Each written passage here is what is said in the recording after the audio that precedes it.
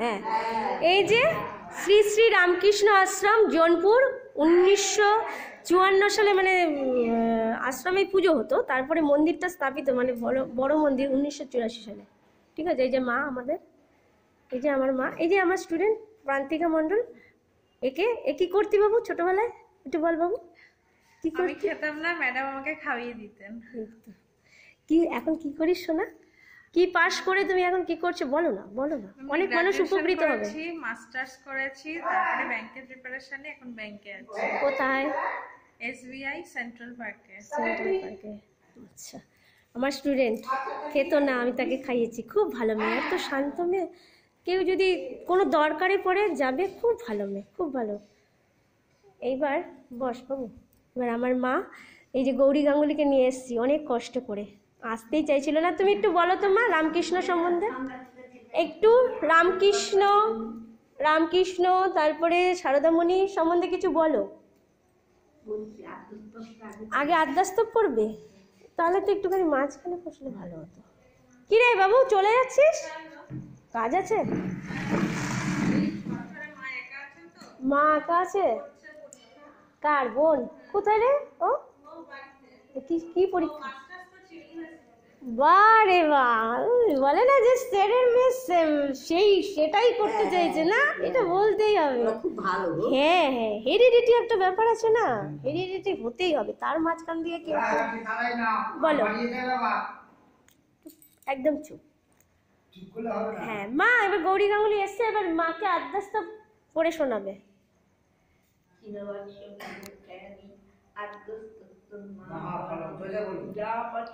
জোরে বলো। এই যে আমার তবলার দাদা।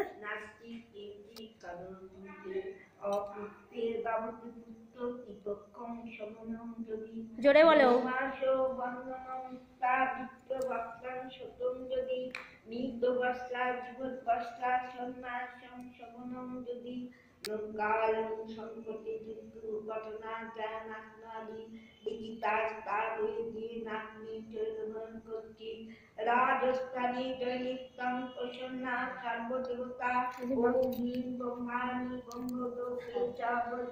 গান শুনেছো আমার? ভালো লেগেছে? ভালো লেগেছে তোমার? প্রণাম নিও, প্রণাম নিও। গান শুনে গেছি, গান শুনে গেছো? গান শুনে পড়ে গেছি সন্ধ্যা থেকে। আচ্ছা আচ্ছা আচ্ছা, ঘুরির করে গেছি, আমি সন্ধ্যাবাতি দিয়ে আবার আসি এখানে। বসো। আমার শাশুড়ি মা, বসো।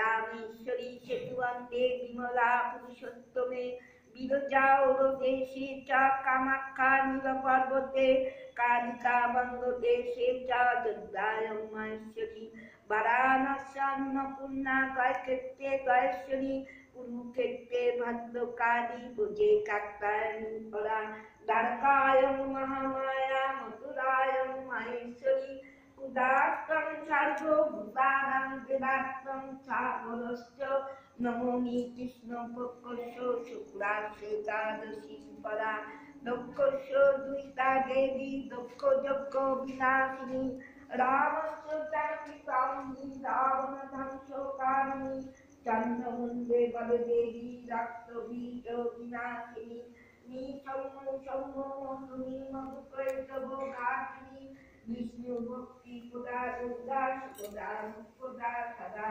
ইমামাত্রস্তবং পুণ্যং জপতে শতকং নর সর্বজয় মায়মাত্রা সর্বজয় বিনাশনম কোটি চিত্ত ফলং দস্য জগতে মাত্র সংশয় জয়ামি চাক্রতুমা কুঞ্জি জয় পাটু কৃষ্ণ নারায়ণী। খুব জাগ্রত মা, প্রত্যেকের মঙ্গল করে। জৌনপুর রামকৃষ্ণ আশ্রম, জৌনপুর, 1 জানুয়ারি 2025। সবার ভালো কাটুক।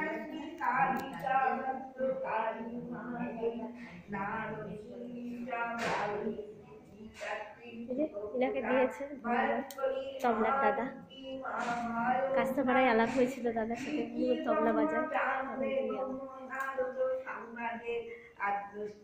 আমার সাথে তবলা বাজায় দাদা। নাম কি দাদা আপনার? রাজা ভট্টাচার্য।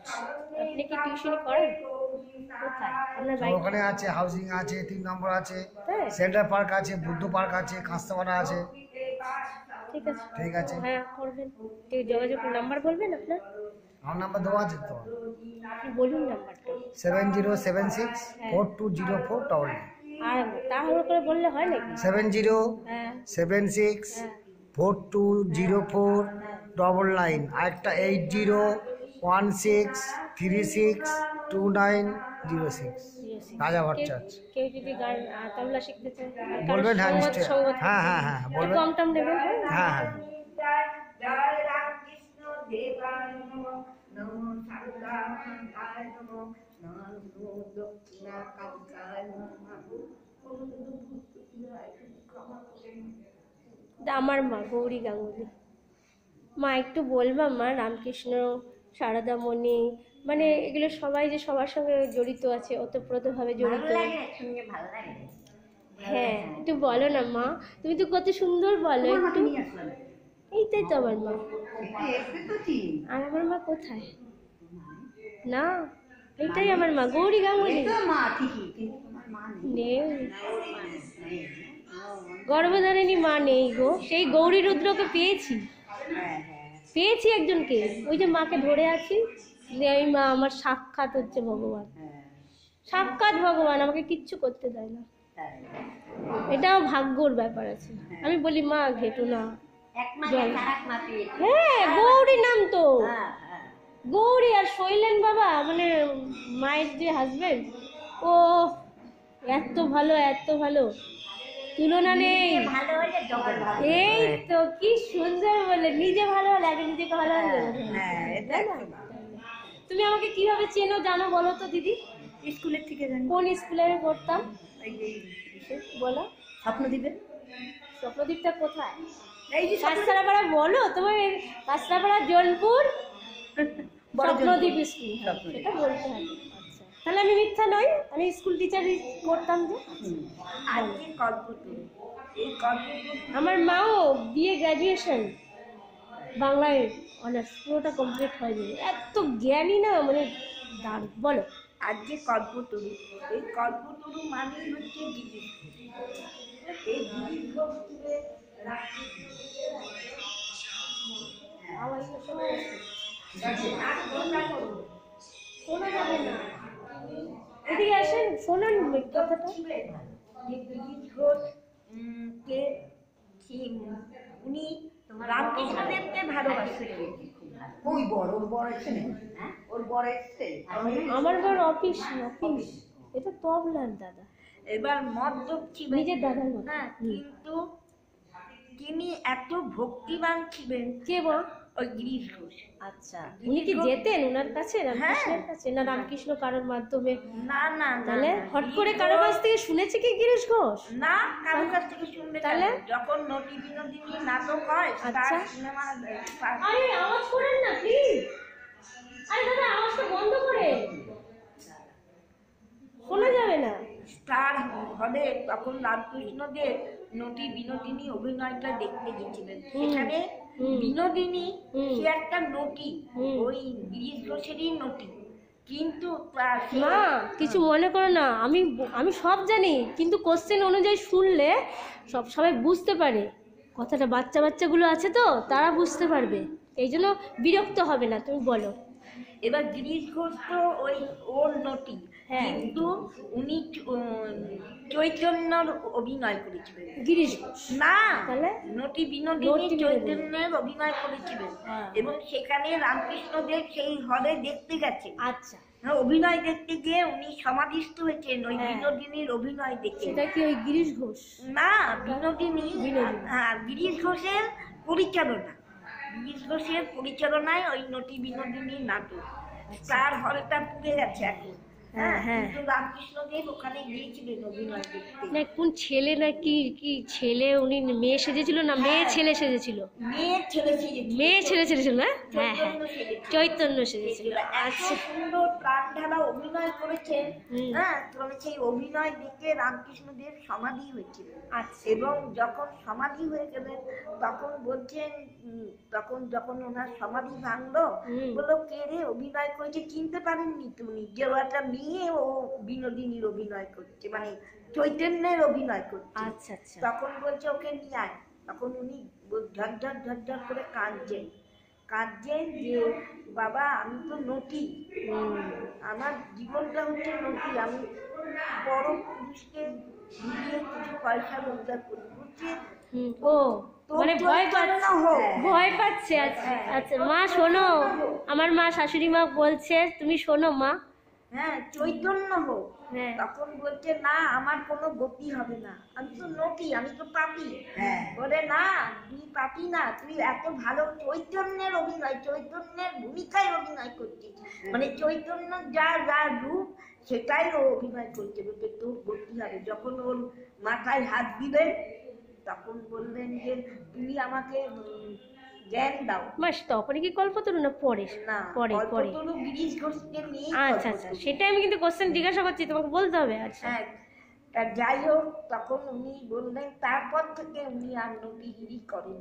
আচ্ছা। এবং তার জীবন ধন্য হলো, তার জীবনে যা যা কামনা বাসনা বা ওনার যেটা সেটা উনি লাভ করলেন, ইচ্ছাটা। হ্যাঁ, হুম। কামনা বাসনা মানে এই যে আমাদের যে ঘর বাড়ি টাকা পয়সা এটা না, আধ্যাত্মিক জীবনে তার উন্নতি হলো।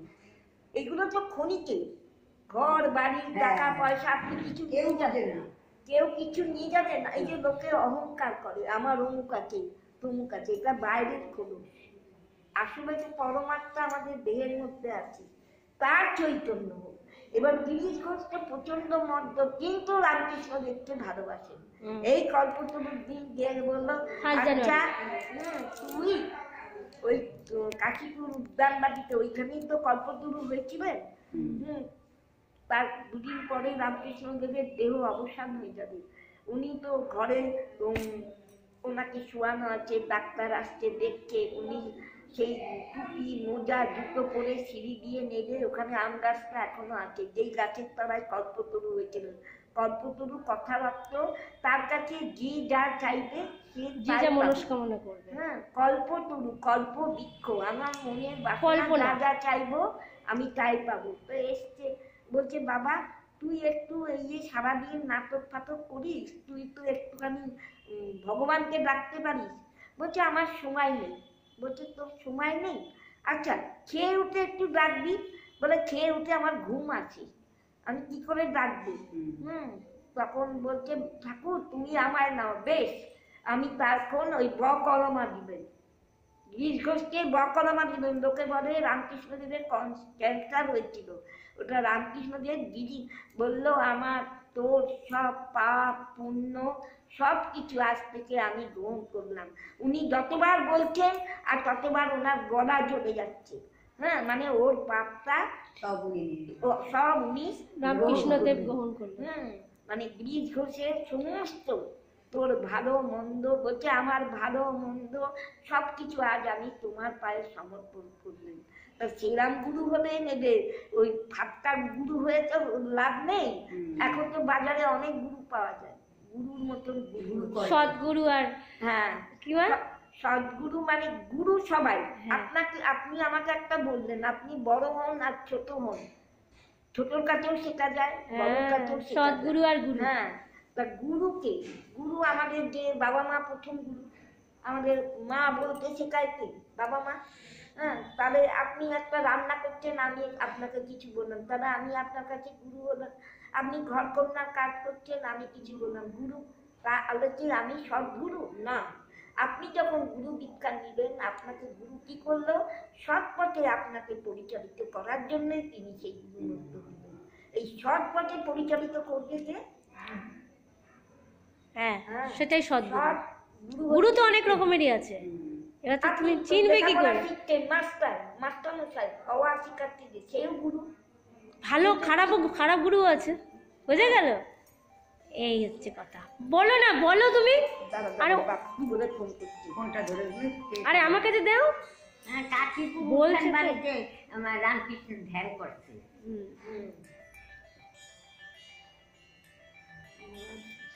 ছেড়ে দাও। হ্যালো, একটুখানি বিরতি হলো সবাই। মাসি ফোন করেছে, সবসময় মাসি ফিরতে পারে আরে জাস্ট রিটায়ার হয়ে গিয়ে এখন উনি বাড়িতেই আছেন। চাকরি করতো মাসি? চাকরি করতো কি, মা চাকরি গ্রহণ করেননি। সেটা এখন বললো, তারপরে চাকরি গ্রহণ করেননি। বলেছে আমার দাদা এই, আমার দাদা ওই, ভালো র্যাঙ্কে আছে, এই আছে। তখন বলেছে তোমার তো কোনো অভাব নেই টাকার, তাহলে আর একজনকে দিয়ে দিই। তখন মা ওটাকে ছেড়ে দিয়েছে। অন্যরা গিয়েছিলাম শ্বশুরবাড়িতে বেসিক ট্রেনিংয়ের জন্য গিয়েছিলাম। তখন আমি সমস্ত কিছু পাস করেছি। আমাকে এমন ভাইবাটা এমন প্রশ্ন করেছিলাম, আমার একটা মাদুরি ছিল। তা বলছে এই মাদুরিটা করেছেন দাদা, মা দিয়েছিল। এটা শুনে নাও। তখন বলতে যে আপনি ভগবান মানেন? হ্যাঁ অবশ্যই মানে। তখন ছেলে মানুষ বলে, তা বলছে আপনি ভগবান দেখতে পারেন? যে হাওয়া কি দেখতে পাওয়া যায়? হ্যাঁ। হাওয়া কি আপনি দেখতে পান? আমরা কি করে অনুভব করি? যখন বাতাস বয়, ক্যালেন্ডার ওড়ে, একটা কাপড় জামা উড়ে যায়, তখনই বুঝি গাছের পাতা নড়ে, বাতাস বইছে। এমনি বাতাসকে কি চোখে দেখা যায়? না। বা ভগবানকেও চোখে দেখা যায় না। তারপরে পাস করে গেলাম। তখন বললো যে তাহলে তোমার 15 জন নেবে ওই ডাইনিং হারবার শ্বশুরবাড়িতে। এবার বলো তোমার মায়ের ম্যানেজমেন্ট নাকি পাস করা, কি জানো? হ্যাঁ কি পাস করা জানো তোমার? কোঅপারেটিভ ম্যানেজমেন্ট, ওই সমবায়টা। আচ্ছা যাই হোক, তখন বলতে তখন আমি বললাম যে আমার দাদা, আমি তো আগেকার বুঝেইনি। ছল চাতুরি ছিল না, এখনকার মতন ছল চাতুরি ছিল না। আর মিথ্যে কথা ওই বাবা শিখিয়েছিলেন, মিথ্যে কথা বলবে না, যেটা বলবে সত্য কথা বলে নেবে। এবার বলেছি আমার বাবা তখন কোর্টে কাজ করতেন, এক ভাই অর্গানাইজ ফ্যাক্টরি ফোরম্যান ছিলেন, একজন ইন্ডিয়ান এয়ারলাইন্সে কাজ করতেন ইঞ্জিনিয়ার। এবার তখন বলতে তাহলে তো তুমি গরিব না? আন্টি না, গরিব না, আমি শিক্ষা নিতে বেশি ট্রেনিং করে। তখন তো প্রাইমারিতে আমি যে সময় গ্র্যাজুয়েশন করছি সেই সময় অনেক লোক। কত সালে করেছো? আমি গ্র্যাজুয়েশন পাস করছি 82 সালে। 82 মার বেশি বয়স না, মার আমি 82 সাল। হ্যাঁ, আর হলো 82 সাল, আর এই হলো গিয়া 25 হলো। হ্যাঁ মায়ের বেনারসি সব আমি পড়ি তো, সব মার হেভি মানে যত্ন, সব বেনারসি, সব দিকেই ভালো। 4টে বেনারসি, আমার 4টে বেনারসি। না আমার বেনারসি এখনো নষ্ট হয়নি। 40 বছর বিয়ে হয়ে গেছে, এখনো দেখে বুঝবে না যে বেনারসি। হ্যাঁ এবার বলো তারপরে কি হয়েছে? এইরকম বলতে তখন আমি বললাম যে না, গরিব বলে আসেনি, আমি শিক্ষা নিতে এসছি, যদি চাকরি করবো। তখন বললো তোমার জায়গায় একটা গরিব নিয়েছে দেবো? হ্যাঁ দিয়ে দেবো। এই মনে হিংসা ছিল না, এখনকার যে ওকে দেবো কেন, আমিই নেবো। হ্যাঁ ওইটা মনে নেয়। হ্যাঁ বলে এখনকার দিনে বলবেই না যে আমার দাদা এই করে, আমার দাদা ওই করে, বলবে?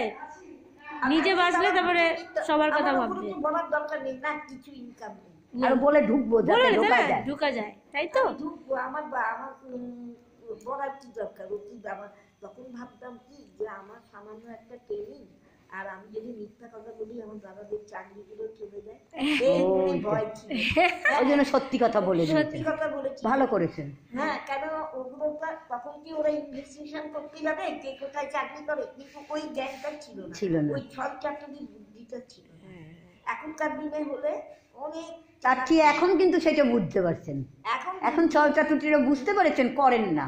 না এখন বুঝি যে আমি ঘাটতে সবার সামনে। হ্যাঁ এখন তো মানুষ কি হয়। আমার হাজবেন্ড খুব কাজের, লোকের জন্য যা করেন, আমি তাই যদি এই আমার হাজবেন্ড শতদল গাঙ্গুলি যদি রানাঘাট এসডি অফিসে কাজ করে, যদি একটা ভালো জায়গায়, আরো ভালো জায়গায় যদি চান্স পায়, ও মানুষের জন্য যা করবে না, কিন্তু কে দেখবে? ভগবান। আমি সেই আশায় আছি যে ভগবান যেন সেই জায়গায় যেন ও চান্স পায়, যাতে লোকের জন্যও করে, লোকের জন্য ভাবে, কারণ কেউ ভাবে না। আচ্ছা বলো এবার তুমি যে কথাটা বলতে ছেড়ে দাও।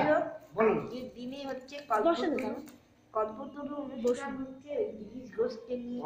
আর রামকৃষ্ণ দেব বলতেন তুমি এই সংসারে এসছো, সাধুকে বলতেন সাধু স্বামী তো একদিন আক্ষেপ করে বলছে আমার তো আর ছেলে মেয়ে নেই। বলছে তুমি কি আমাকে সংসার পথে টানতে এনেছো না ধর্মের পথে নিয়ে যেতে এসছো? ও তো 6 বছরের মেয়ে আর এ তো 23 বছরের ছেলে। ও তো পূর্ণ কাম, আর এর তো কিছু ছিল না। 6 বছরের বালিকা তার কি লাহাবাবুদের গয়না পরিয়েছে কেন? যে লাহাবাবু পাশেই বাড়ি, এখনো সেই বাড়ি আছে, সেই বাড়ি থেকে গয়না এনে চন্দ্রমণি পরিয়েছেন বউকে। রাত্রিবেলা বলছে রামকৃষ্ণদেব বলছেন উনি তো পূর্ণবয়স্ক, যে এই গয়নাগুলো তো পরের গয়না, এগুলো তো ফেরত দিতে হবে। আমি যদি আপনার কাছ থেকে একটা চাদর এনে গায়ে দিই, আপনি পরের দিন আমাকে চাইবেন, আর যদি আমার ছেলের বউকেও পরাই আপনি বলবেন ওই যে আমার গয়না দিয়ে আমার চাদর দিয়ে ওর বউকে সাজিয়েছে। তখনকার দিনে এসব ছিল না, কিন্তু গয়নাটা তো ফেরত দিতে হবে। সেই সত্ত্বেই দিয়েছে যে বউভাতের দিন ওই গয়নাটা পরবে। তো যখন কি মানে কি অবস্থা, কাপড়টা যখন গয়নাটা রাত্রে ঘুমিয়ে পড়েছে, ছেলে মানুষ মেয়ে তো ঘুমিয়ে পড়েছে, গয়নাটা যখন খুলছে তো টেরও পায়নি, দিয়ে ও রাত্রি হলে খুলে দিয়েছে। হ্যাঁ, এবার পরের দিন ছেলে মানুষ মেয়ে দেখছে, তখন কাঁদছে যে মা মা আমার গয়নাগুলো কোথায় গেল? শাশুড়ি মাকে বলছে? হ্যাঁ হ্যাঁ, আমার গয়নাগুলো কোথায় গেল? বললো আমার ছেলে যখন বড় হবে তোমাকে এর চেয়েও বেশি গয়না দেবো। কি চালাক! হ্যাঁ কি চালাক! ওর অবস্থা ভালো না? হ্যাঁ, ওর চেয়ে বেশি গয়না করে দেন। কিন্তু রামকৃষ্ণদেব গয়না গড়িয়ে দিয়েছিলেন, সেটা সারদা মাকে বলেছিলেন। উনি টাকা নিতেন না, বলতেন টাকা মাটি, মাটি টাকা। টাকা নিতেন না, হ্যাঁ, কিন্তু লোকে তো দান করতো। আপনি মন্দিরে আসলেন 1 টাকা হলেও সুন্দর বলছে না? হ্যাঁ, এরকম সবাই দেয়। তো সেই টাকাটা উনি ইয়েকে বলেছেন, দিদেকে বলেছিলেন, দিদে দেখ তো ওই বাসকে কত আছে, দিয়ে একটা রুটি করে দিয়েছিলেন মায়ের হাতে। দেখবেন সারদা মায়ের হাতে একটা রুটি আছে, এবং বলেছিলেন আমি চলে গেলেও এই রুটি খুলো না। বলে না বিধবা হয়ে গেলে এই করতে নেই ওই করতে নেই। আর লাল পেড়ে শাড়ি দেখবেন কোনো জায়গায় সারদা মাকে থান শাড়ি পরেন, লাল পেড়ে একটা। তখন তো এত এইসব শাড়ি টাড়ি কোথায় কোথায়। তা যাই হোক, উনি শাড়ি কিনে দিয়েছিলেন এবং বলেছিলেন সাধু তুমি কারোর কাছে হাত পাতবে না। 1-1.5 কাঠা জমি কিনে রেখেছিলেন। আমাদের স্বামীরাও অত চিন্তা করে না যে আমি চলে গেলে আমার পরিবার কোথায় গিয়ে দাঁড়াবেন। তা রামকৃষ্ণদেব তো সর্বত্যাগী, তিনি তো সংসারই না, তিনি তো সংসার করেননি, কিন্তু তবু স্ত্রীর জন্য চিন্তা করেছেন যে আমার তো ছেলে মেয়ে নেই। তা সাধু উনি জানতেই পেরেছেন ওনার তো টিকালজ্ঞ, আমার তোমার মতন মানুষকে আমরা কিছুই জানি না, আমরা অন্ধ। আর উনি তো বুঝতে পেরেছে কি হবে ভবিষ্যতে। দারুণ দারুণ, এরকমই কোশ্চেন জিজ্ঞাসা করুন। এবার বলে তখন উনি জমি কিনে রেখেছিলেন, বলেছিলেন ওর ভাইরা তো খুব অত্যাচার করতো, ও তো বড় মেয়ে, ওইসব ওদের ভাইকে লাঠালাঠি। কার ভাইরা মা? ওই সারদা মায়ের। সারদা মায়ের ভাইকে। যাই হোক, কালী প্রসন্ন এইসব সব ভাই। আচ্ছা, এবার তখন বললেন ওই জমিতে গিয়ে তুমি ওই কুটো কেটে পয়সে বানাবে আর শাক বুনবে, সেই শাকই তুমি খাবে। ওদিকে তাকিও না, তোমার মনটা এইদিকে রাখো। তা যাই হোক, এই বলে তো করেছিলেন। আর বলেছিলেন এই জগতে যখন এসছো তখন তোমাকে সংসারে আমাদের অনেক জানা। একটা সন্ন্যাসী যখন তখন পুজো করতে পারবে, যখন তখন ভগবানকে ডাকতে পারবে, আমাদের কি সম্ভব? আমাদের আগে সংসার দেখতে হবে, তাই না? আপনার ছেলেটা না খেয়ে চলে গেল, আপনার মেয়েটা না খেয়ে গেল, আপনার স্বামীটা না খেয়ে গেল, সেটা কিন্তু অপরাধ হলো। ঠিক, হ্যাঁ, অপরাধ হলো। আগে ওগুলো করতে হবে, তারপরে ধর্ম। না, ধর্ম তা বলে কি ধর্ম? তুমি সংসার করবে কিন্তু মনটা থাকবে ওই ঠাকুরের দিকে। ওই পুজো হলো না, ওই গোপাল খাওয়ানো হলো না, এই জপ হলো না, এই যে বারবার বলছো, এটাই তোমার পুজো হয়ে যাচ্ছে। তাও তো কোনটা? আর যে করতে যাচ্ছ সেইটাকে তুমি ইয়ে করবে, চিন্তা করবে যে না আমি ওদেরকে আগে দিয়ে আমি তাহলে সংসারে আমাদের অনেক জায়গা। তালবস্যা, তিনটে সব, তিনটে স্বয়েরই উচ্চারণ এক। হ্যাঁ, সব। তা এই তিনটে স যে সহ্য করবে, সংসারে অনেক জ্বালা, শাশুড়ির জ্বালা, ননদের জ্বালা, এখন মানে একা একা পরিবার। আমি শাশুড়ি হয়েছি আর কি, এককালে তো আমিও বউ ছিলাম, হ্যাঁ তাই না? আমিও তো বউ ছিলাম। আমাদের শ্বশুরবাড়ি তো অনেক বিশাল বিশাল বলবে। বিশাল ফ্যামিলি, 5 ভাই 2 বোন, দিদি শাশুড়ি। মা সেটা দিদি শাশুড়ি মারাত্মক, এখনকার বউরা মানতেই পারবে না। হ্যাঁ, না। এত মারাত্মক লোক ছিলেন। হ্যাঁ। আমার আর এই নাতিদের উনি মানুষ করেছেন, তাকে অ্যাভয়েড করার ক্ষমতা কারণ নেই। মানে আমার শ্বশুরেরও নেই, আমার শাশুড়িরও নেই, এবং নাতিরা তো পরের কথা। এরকম বাবা জাতি। বিশাল ভয় পেত। হ্যাঁ, জাতি। কি নাম ছিল যেন মা? হ্যাঁ, ভুলে গেছো না? জাতি। উনার নাম উমা দেবী, এবার তোমার মায়ের নাম উমা দেবী। ও বাবা, শাশুড়ির মা, তাই তো? হ্যাঁ, মায়ের শাশুড়ির মা, দিদি শাশুড়ি। দিদি শাশুড়ি, ঠিক ঠিক। হ্যাঁ, খুব বলে জ্বালিয়েছে হ্যাঁ, জানিয়েছে মানে কি? ওরকম, ভালোবেসে ভালোবেসে জ্বালিয়েছে। কিরকম, কি যেন ওই পিসি মেজো জেঠিমাকে কি করেছিল যেন, ও মেজো জেঠিমা, ওই যে বাচ্চা বাচ্চা মানুষ। ও নিজেই দেখে নিয়ে এসছে ওই মেয়ের বউকে। এবার আগের দিনে হয়েছে, শোনো শোনো শোনো শোনো ঘুম গল্পটা। কাটুনি ছিল, খুব ঘুম কাটুনি ছিল। এবার বাচ্চা হয়েছে, পিড়ির বোতলের দুধটা বাচ্চার মুখে না দিয়ে মশারির মধ্যে দেবে। খেয়েছে বকা। মা মেরেছে, আমাকে শুধু মারিনি, আমাকে শুধু মারিনি, কোনোদিন গায়ে হাত দেয়নি, অনেক চলে। এমন নিয়ম ছিল, বাচ্চা যেই মুখে ভাত হয়ে যাবে, যতবার পেচ্ছাপ করবে পায়খানা করবে ততবার কাপড় ছাড়তে হবে। মুখে ভাত হয়ে গেল মানে সে সব খাচ্ছে, হ্যাঁ, তাহলে সেটা আমরা বড় খাচ্ছে। মানুষরা পায়খানায় গেলে কাপড় চোপড় ছাড়ি। ওই তো বাচ্চার এইটা করতে হয়। ওরে বাবা, এরকম ছিল। আর না হলে সেই আগেকার দিনে মানুষ, সে যা অনেক কথা বলতে, যাক আজকে নেই, সে চলে গেছে, হ্যাঁ। তার আত্মার শান্তি হোক। এবং আমার শাশুড়ি মারা যাওয়ার সময় তিনি বেঁচে ছিলেন। তারপরে ও, উনি বেঁচে ছিল আর হ্যাঁ, শাশুড়ি মারা শাশুড়ি চলে গেল আমার বাড়িতে এসে। গেছে। হ্যাঁ। আমার এই ছেলের তরকা লাগবে, তরকা লাগবে, আমরা কেউ একটু পায়খানা লাগবে, 98 জনেও তরকা করেছি। হ্যাঁ। যে 4 ডিগ্রি উঠে যেত, 4 ডিগ্রি, তখন আমার শাশুড়িকে আমার বর দিয়ে নিয়ে আসতো। মা চলো তুমি, এই বলে আমার শাশুড়িকে আসতো। শাশুড়ি বুঝতে থাকতো। হ্যাঁ, সে বিচার বিরক্ত হইতে না, খালি ছেলেকে বলছে তুই শুয়ে পড়, আমি জেগে আছি। আমার বাড়িতেই উনি মারা গেছে, আমার বাড়িতেই মারা গেছে, কিন্তু আমার কাছে থাকতেন না। আমার শ্বশুর শাশুড়ি আলাদাই থাকতেন। আমার বাড়িতেই আমার ছেলেকে দেখতে এসে আমার ছেলের প্রাণ দিয়ে গেছেন। আমার শাশুড়ি মহান, ওনার আত্মার শান্তি হোক, উনি যেখানেই থাকুক। হ্যাঁ, ওনার আত্মার শান্তি হোক। হ্যাঁ, আমার আমার ছেলের জন্য 22 দিন আতুর কেটেছে। তা এর চেয়ে আর কিছু আছে? বড় জেঠিমা হ্যাঁ। দুধ খাইয়েছে এসে। মানে এই ঋণ তো আমি 1 জন্ম কেন 7 জন্ম শোধ করতে পারবো না। তাই তো। হ্যাঁ, কেন আমি তো ছিলাম না, আমার বড় বড় অবস্থায় ছিল, আমি 22 দিন হসপিটালে। জেএনএম, 22 দিন উনি হ্যাঁ জেএনএম হসপিটাল বলে দিয়েছে মা মারা গেছে। মানে কি কি অবস্থা, কল্যাণী জেএনএম হসপিটাল, যে তোমার সাদা কাপড় দিয়ে মাকে ঢেকে দিয়েছে। মায়ের যে শাশুড়ি মা, তাই তো, গিয়ে বলছে এই গৌরী, বলছে মারা গেছে, মানে খবর হয়ে গেছে আমাদের হাউসিংয়ে যে মা মারা গেছে। ঠিক আছে, এবার মা গিয়ে, শাশুড়ি মা গিয়ে বলেছে এই গৌরী, গৌরী, এই গৌরী, গৌরী, সাথে সাথে মায়ের সারা দিচ্ছে। সাড়া দিয়েছে। মা এই মা সাড়া দিয়েছে। এদিকে চারিদিকে প্রচার যে তাহলে মাকে, মানে উনি জ্ঞান, মানে কি হয়েছিল তোমার, মানে রক্ত শূন্য হয়ে গেছিল একটুখানির জন্য, মানে রক্ত তো শূন্য হয়ে গেছে, একটুখানির জন্য ওনার জ্ঞানটা চলে গেছিল, কিন্তু ওনার একটু একটু মানে ভিতরে ভেতরে ছিল। এই মা কিন্তু মনে করো এটা মৃত, তুমি বিশ্বাস করো এটা মৃত। ওনার শাশুড়ি ওনার প্রাণ দিয়ে গেছে, আমার বরকে যেমন প্রাণ দিয়ে গেছে, প্লাস আমার এই শাশুড়ি মাকেও প্রাণ দিয়ে গেছে। কাপড় তুলে দেখেছি, দিদি হয়ে সাদা হয়ে গেছে। এবার আর শেষ নেই, তখন ওরা বলেছে মারা গেছে।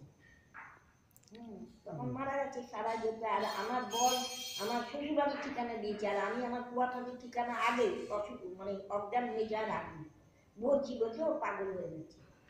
আর সমানে অ্যানাউন্স হচ্ছে বাচ্চা চুরি হয়ে যাবে, বাচ্চা নিয়ে যাবে। আমার তো বাচ্চা বাবারও ক্ষমতা না, ওই আমার বড় যান নিয়ে দিচ্ছিল। মানুষ করেছে বড় যা, খুব ভালো। ওই দুধ খাইয়েছে, বড় যাই দুধ খাইয়েছে। বলে এবার মা, এবার যেটা বলছিলে এবার বলো।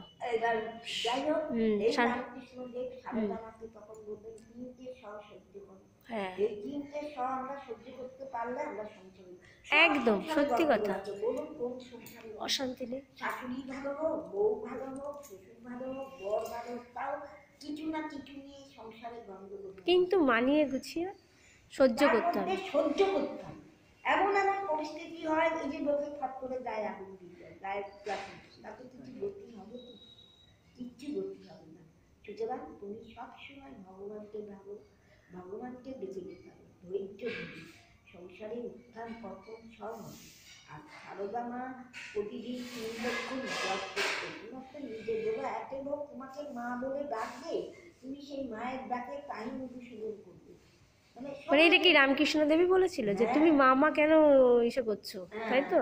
না, বলছে তুমি কি আমাকে সংসারের পথে নিয়ে যাবে না আমাকে ধর্মের পথে, সহজ হয়ে তুমি আমাকে কোন পথে বলবে? না, আমি তোমাকে সংসারে টেনে আনবো, আমি তোমাকে ধর্ম। তারপরেই তো পুজো করেছিল, তারপরে এই আপনার ফলহারিণী কালী পুজোর দিন তারপরেই তো ওকে পুজো করেছিল, তখন তো সব সঁপে দিয়েছে। আগে তো শরীর খারাপ হয় 16 বছর বয়সে উনি যখন কামার পুকুর থেকে এলেন রামকৃষ্ণদেবের কাছে, তখন উনি 6 মাস এই একই বিছনা এখনো দেখবেন আছে দক্ষিণেশ্বরে, 2খানা খাট পাশে রাখা। তখন তোতাপুরি বলে একজন বৈদান্তিক সাধু আছে, তখন ওনাকে বলেছিলেন নিজের দ্বার পাই না তো খাই না। মানে তুমি যুবতী মেয়েকে কাছে পাচ্ছ, তাকে তুমি গ্রহণ করছো না, এ কখনোই হতে পারে না। হ্যাঁ, তাই এই কথাটা উপমা দিয়েছিলেন যে নিজের দ্বার পাই না তো খাই না, কেবে আজকে ছাড়ি। তাই উনি প্রমাণ করে দিয়েছিলেন। ওই যে তারপরে তো রামকৃষ্ণদেব অসুস্থ হয়েছিলেন, ওই তোতাপুরি এই কথাটা সারদা মা রামকৃষ্ণদেব, কিন্তু ওনারা কি সেই স্বামী স্ত্রী? আমার তোমার মতো স্বামী স্ত্রী, ওনারা ভগবান। আর এই কল্পতরুটা পুরোটাই জিনিস, এই কল্পতরুটা ওটা একটু বলো, যেহেতু আজকে 1 জানুয়ারি কল্পতরু উনি হয়েছিলেন। সমস্ত কিছু উনি গ্রহণ করেছিলেন, তার পাপ, তাই ক্যান্সার হ্যাঁ, রোগ সেই ধরা জন্য পড়ে। বললো যে ওই বকর্মা দিল, মাথায় এরকম করে হাত দিয়ে বললেন তোর চৈতন্য, এই যে এরকম একটা চিহ্ন আছে না, চৈতন্য, এই চৈতন্য দান করে দিচ্ছিলেন বলেই আজকে কল্পতরু। আমরা মানে কল্পতরু মানে কিছু টাকা পয়সা, আমরা কি চাই? কল্পনীয় বৃক্ষ। হ্যাঁ, আমরা চাই আমার ছেলেটা কাজ করুক, আমার মেয়েটা ভালো বিয়ে হোক, আমার একটা ভালো গাড়ি হোক। সেই চৈতন্য তোমার ভেতরের চৈতন্য, চৈতন্য জ্ঞান আছে বলে সবাই অহংকারে অহংকারিত। আমার এই আছে, আমি পাস, আমার এই বাড়ি, আমার ছেলে ডাক্তার, আমার মেয়ে, আমি সবার সাথে কথা বলি, কিছু জানি কি? তাই তো। কোথায় থাকো তোমরা? আমরা কল্যাণী হাউজিংয়ে থাকি, কোয়ার্টারে। বাবা পিডব্লিউতে চাকরি করতেন, আমার পরে এইচডিএফসি চাকরি করি রানাঘাট। এটাই কল্পতরু, তাই তো? সেদিন থেকে 1 জানুয়ারি কল্পতরু। শ্বশুরকে একা রেখে খুব ভালো বললে, প্রণাম, সবাই শুনবেন। আর আমার বুড়িদি এখানে ঠাকুরকে সেবা দেন, বুড়িদিকে ভালো রেখো ঠাকুর, আমার আমার আমার এই অনুরোধটা রেখো, নাহলে বুড়িদি আমার দিয়ে সুন্দর এত পরিচালনা করে, বুড়িদিকে ভালো রাখো। প্রণাম।